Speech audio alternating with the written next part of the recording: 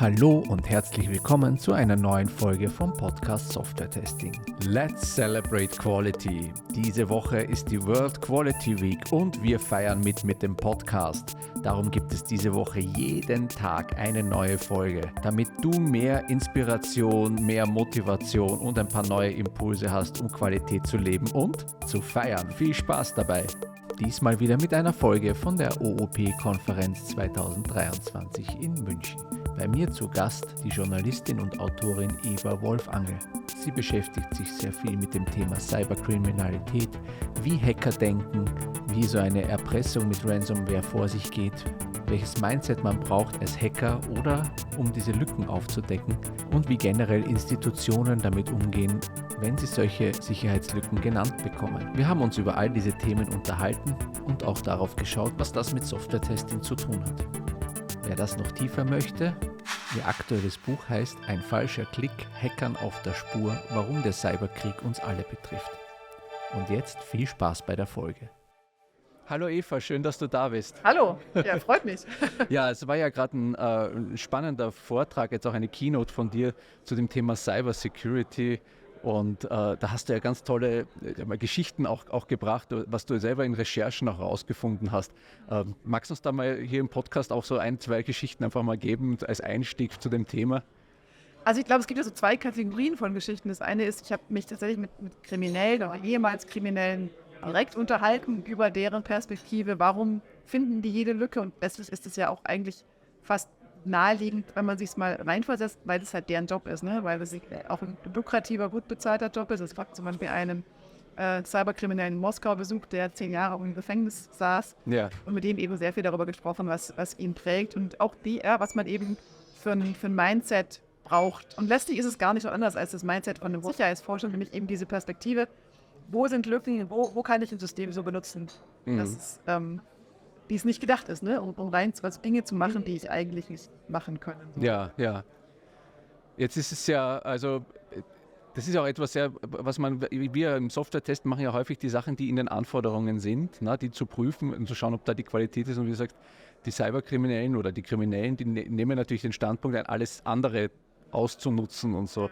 Und das ist ja auch ein Riesen-Business mittlerweile, ne, wo auch echt viel passiert. Was sind denn so ganz typische Angriffe, die da passieren oder was für Informationen gezogen werden auch von Systemen? Also alles, ne? Informationen. Also wenn man im Darknet mal schaut, ich schaue immer mal wieder einfach auf die Gruppen die Seiten der Ransomware-Gruppen im Darknet. Man findet einfach alles. Also natürlich ganz viel persönliche Daten, Namen, Adressen, Telefonnummern. Und ich hatte gerade eine Diskussion mit einem Zuhörer, ob wir eigentlich schon verloren sind. Und manchmal habe ich das Gefühl auch. Also wir sind verloren, weil wir halt, weil früher oder später aus irgendeinem schlecht gesicherten System, mit dem wir unsere Daten haben, die rausgeholt werden. Also täglich werden so viele von denen gehackt. Und ich persönlich achte inzwischen darauf, dass ich, wenn es nicht nötig ist, keine echten Daten angebe, also einen anderen Namen, anderes Geburtsdatum. Er hat mich auch gefragt, warum brauchen die jetzt zum Beispiel, warum braucht irgendein Online-Shop mein Geburtsdatum? Weil dann kann man sich das ja ausdenken. Also sowas sehe ich total viel. Einfach sehr persönliche Daten, wenn es um die Verwaltung geht. Also viele Verwaltungen, Behörden werden ja auch gehackt. Habe ich Daten von Flüchtlingen gesehen, aus der Ukraine zum Beispiel, wo in Deutschland die untergebracht sind. Also durchaus Sachen, die gefährlich sein können, weil da vielleicht auch GegnerInnen des russischen Staates dabei sind, die auch verfolgt werden. Ja. Jetzt hast du ja, also du hast ja da auch so einiges an Proof gemacht und auch viele Artikel auch schon auch dazu veröffentlicht, wo du so quasi Informationen herausgefunden hast, auch jetzt von Hochschulen und so. Max, kannst du da mal kurz in ein Beispiel auch mit reinbringen, was du da so rausgefunden hast? Genau, ich habe zusammen mit einem ethischen Hacker, René Rehme heißt der, über die Weihnachtsfeiertage oder Anfang des Jahres Hochschulen von außen auf Sicherheit überprüft, weil ja man immer wieder hört, Unis und Hochschulen werden verschlüsselt und wir haben gesagt, wir gucken einfach mal mit unserem Wissen und eben mit der Zeit, die uns neben unserem eigentlichen Job übrig bleibt, wie weit man da eigentlich kommt. Und wir kamen wirklich weit, also wir wollten eigentlich alle 400 Hochschulen, Unis anschauen, so grob von außen. Und haben bei 73 aufhören müssen, weil wir einfach so viele Lücken gefunden haben. Also jede 5. Hochschule, das waren nur die größten. Also man kann ja auch vermuten, dass die großen Unis vielleicht auch ein bisschen mehr Mittel haben für Sicherheit. Also ich fürchte, wenn man weiter geguckt hätte, wäre die Quote noch schlechter geworden. Und da haben wir zum Beispiel, also Atteste, jede Menge Atteste. Eine Studentin hat einen Attest von einer Psychiaterin eingereicht, um eine Prüfung zu verschieben. An Anzeigen bei der Polizei haben wir gesehen, Noten, unendlich viele Noten. Da sind ja immer auch dabei Name, Matrikelnummer, Adresse oft. Also auch so Daten, die man echt nicht gerne in den Händen von Kriminellen hat. Und sehr viele persönliche Informationen. Ja, und die Information habt ihr rein von außen bekommen oder? Genau, und zwar wirklich auch, also bei Sicherheitslücken nicht einfach zu finden sind, ne? Weil wie gesagt, ist nicht unser Job. Ja. Wir haben es auch nicht Vollzeit gemacht, sondern wir haben halt so ein bisschen schon nach Bauchgefühl, der ethische Hacker natürlich ein Bauchgefühl dafür, wo man mal gucken kann, was man so findet. Aber ja, vieles davon stand tatsächlich offen im Internet. Ja.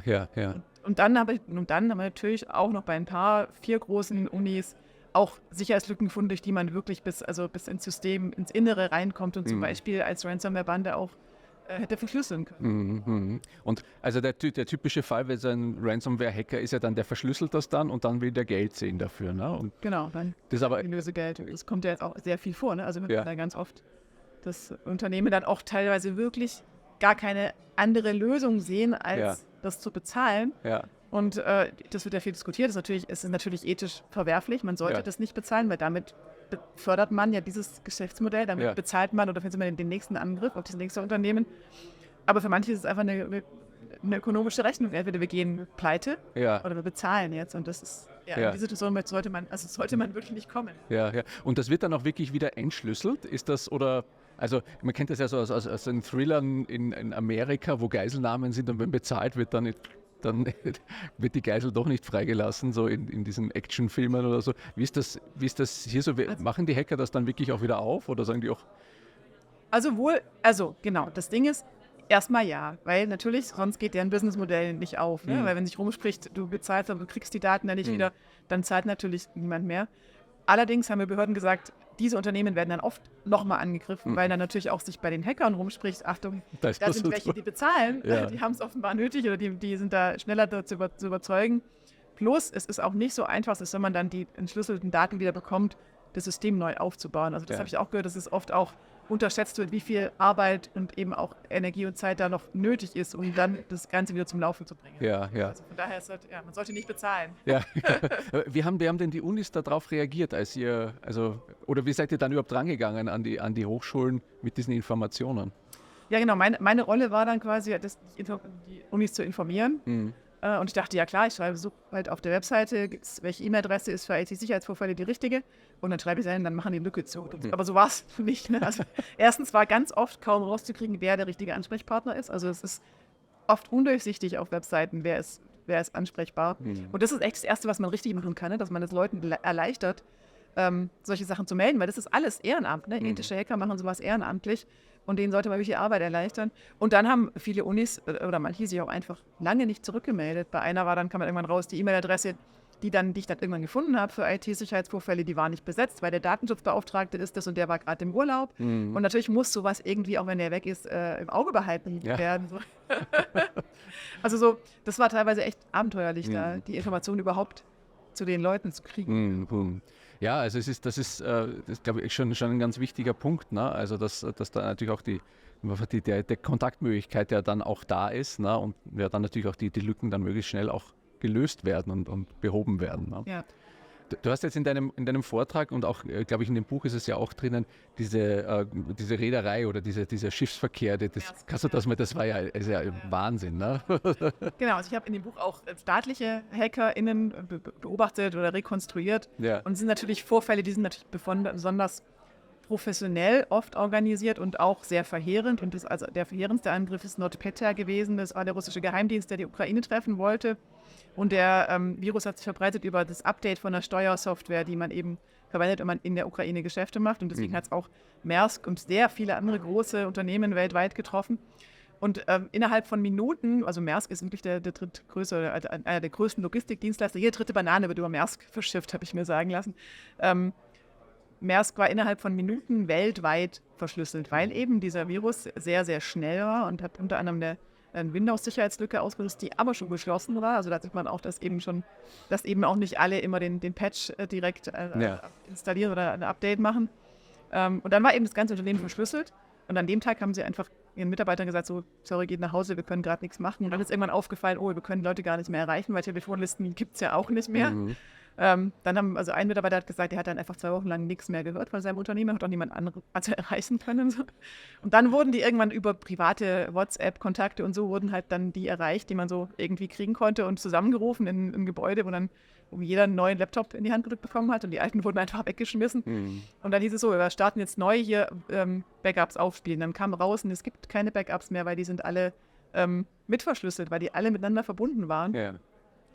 Und dann fangen wir halt von vorne an, aber man braucht zumindest den Domain-Controller, braucht man zumindest als Basis, dass man überhaupt, sonst hat man ja nichts mehr von seinem Unternehmen. Und dann kam raus, oh Mist, davon gab es zwar, ich weiß, hunderte Kopien, aber auch die haben sich gegenseitig abgedatet, alle verschlüsselt.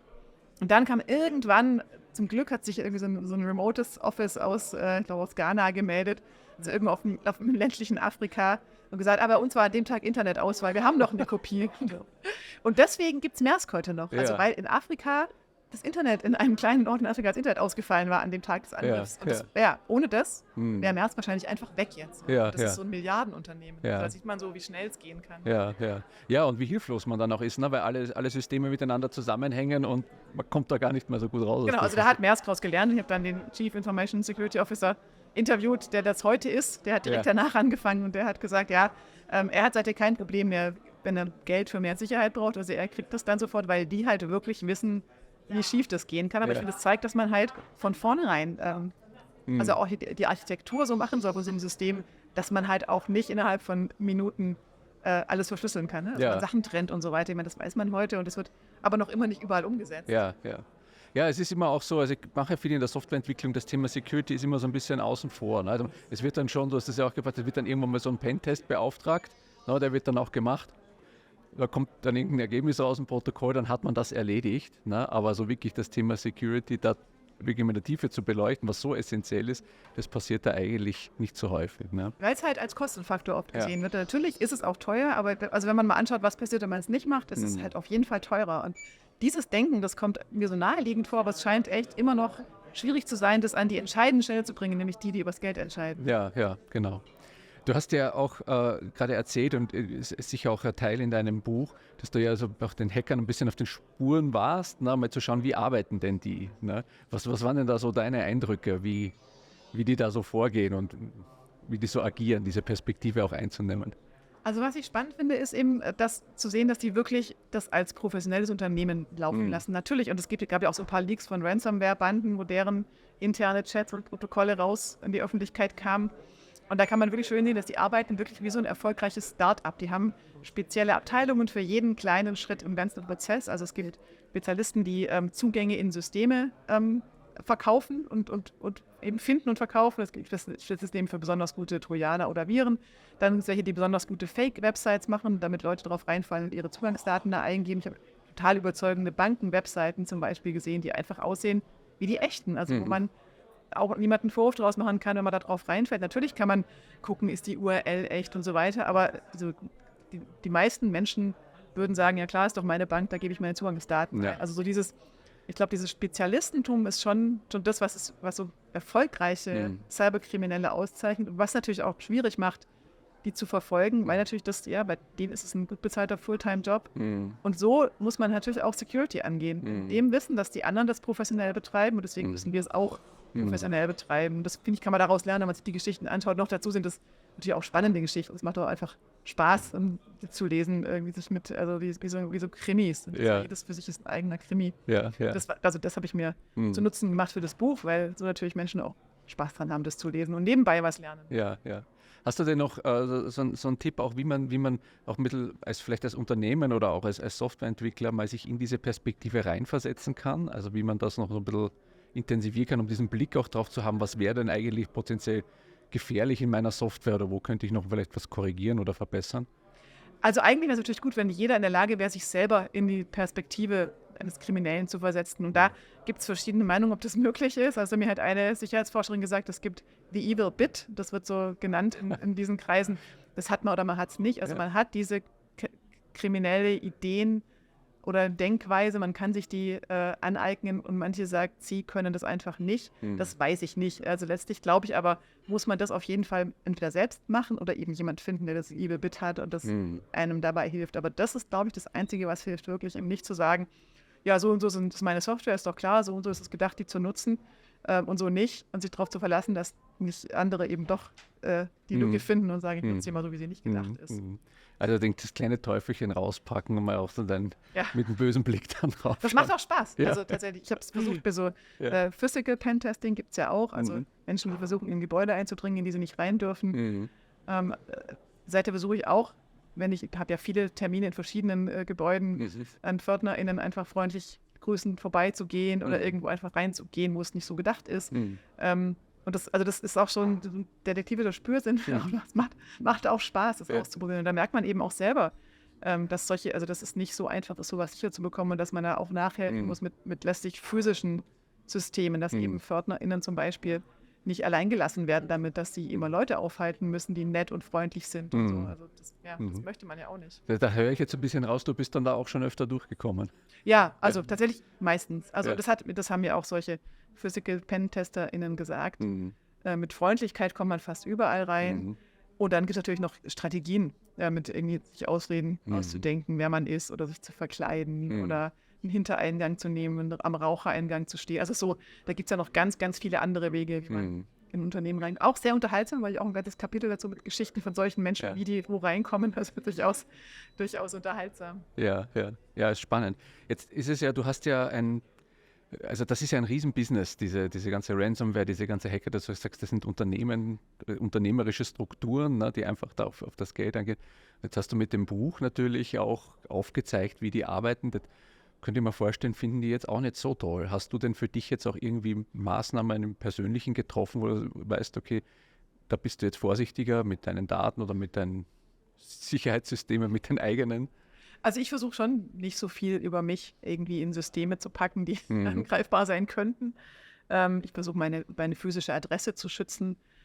Wohl wissend, das klar. Also das Bürgerbüro hat die natürlich trotzdem und ich habe echt auch viele Leaks schon von Verwaltungen gesehen. Also ganz sicher bekommt man das nicht. Aber ich versuche so einen Mittelweg zu gehen. Letztlich habe ich das Gefühl, mich hat noch keiner jetzt kontaktiert, kriminell, und gesagt, hey, was fällt dir ein? So, also vielleicht ist es denen auch ein bisschen egal, aber klar, ich versuche schon vorsichtig zu sein, weil ich schon denke, irgendwie, wenn jemand sauer ist, ist es schon besser.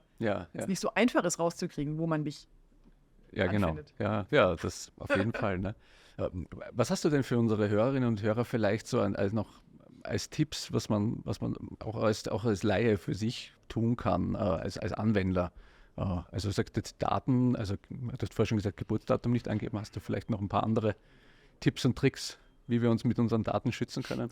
Ja, ich habe ein bisschen überlegt, auch weil der Verlag mich gebeten hat im Buch, wo es kein Ratgeber sein soll, aber ein paar Tipps am Ende zu sammeln, die ich halt umsetze. Und ich glaube, tatsächlich ist es ganz gut, dass ich das mache und niemand, also weil ich habe keinen IT-Hintergrund, weil das erlebe ich oft bei so Sicherheitsfachleuten, dass die halt wenig Verständnis dafür haben fürs echte Leben oder für die Nöte der Menschen oder dafür, was das halt Sicherheit oft auch umständlich ist. Und deswegen habe ich überlegt, was sind denn so die Sachen, die ich mache, die vom Kosten-Nutzen-Aufwand her sehr effektiv sind. Und da, finde ich, ist das eines der wichtigsten, ist Zwei-Faktor-Authentifizierung. Also auch wenn das so schlimm klingt und natürlich immer noch mal ein extra Klick ist und mich auch jedes Mal nervt. Aber ich habe eben gesehen, wie viel das verhindert, ne? Oder wie viele Angriffe sind nicht möglich, wenn man das macht. Also das würde ich wirklich jedem raten, wo immer das geht, Zwei-Faktor-Authentifizierung zu verwenden. Und sonst eben Updates von Software wirklich schnell zu installieren, weil das sieht man auch, dass die Kriminellen da halt, die verfolgen ganz genau, wo ist denn eine neue Lücke und was basteln daran, die auszunutzen. Nur Apps verwenden oder auf dem Gerät haben, die man auch wirklich verwendet und auch die Herkunft von Apps genauso überprüfen. Also so, das sind so Basic-Sachen, aber das sind so Sachen, ich glaube, wenn man die schon mal konsequent macht, hat man schon relativ viel geschafft, relativ viele mögliche Einfallstore geschlossen. Und dann gibt es natürlich beliebig viel mehr. Aber ja, und für die Unternehmen und Projekte, Teams, die Software entwickeln oder die Produkte machen, hast du da auch einen Tipp oder eine Motivation? Also Motivation ist, glaube ich, jetzt schon genug da. Aber. Also genau, macht es einfach ordentlich, weil alles andere führt einen Untergang. Ja, nee, also tatsächlich gucken, dass man diese Perspektive irgendwie an Bord kriegt. Also dass man eben nicht sagt, nicht nur aus der VerteidigerInnen-Sicht drauf schaut, sondern eben auch guckt, wie würden Kriminelle da dran gehen. Versucht sich der selber anzueignen oder eben extern jemanden zu finden, der einem dabei hilft. Ja, sehr schön. Also ich glaube, da kann man auch nur ein bisschen immer mehr nachbohren und ich glaube, die Geschichten, die du da hast und die auch in dem Buch drinnen sind, eben sollten einen dann noch mehr motivieren, da auch mehr zu tun. Ne? Gerade die auch in der öffentlichen Hoffentlich. Verwaltung und in den Unternehmen oder auch im medizinischen Bereich einfach da auch noch mehr auf die Security zu achten. Ja. Also hoffentlich, weil das tatsächlich, also darunter leiden natürlich alle, ja. Das trifft meistens unschuldige BürgerInnen, deren sehr sensible Daten dann irgendwie online öffentlich im Netz stehen. Ja, genau. Ja, Eva, vielen lieben Dank. Wir werden dein Buch hier auch in den Shownotes verlinken. Ich glaube, das ist auf ein spannender Lesestoff jetzt auch. Ja, ich hoffe es. Also das möchte ich mir auf jeden Fall auch reinziehen. Ich danke dir sehr, dass du dir noch die Zeit genommen hast hier für den Podcast. Viel Spaß mit dem Buch. Dankeschön. Bei Nachfragen gerne melden. Ja, alles Gute. Alles Gute. Ciao.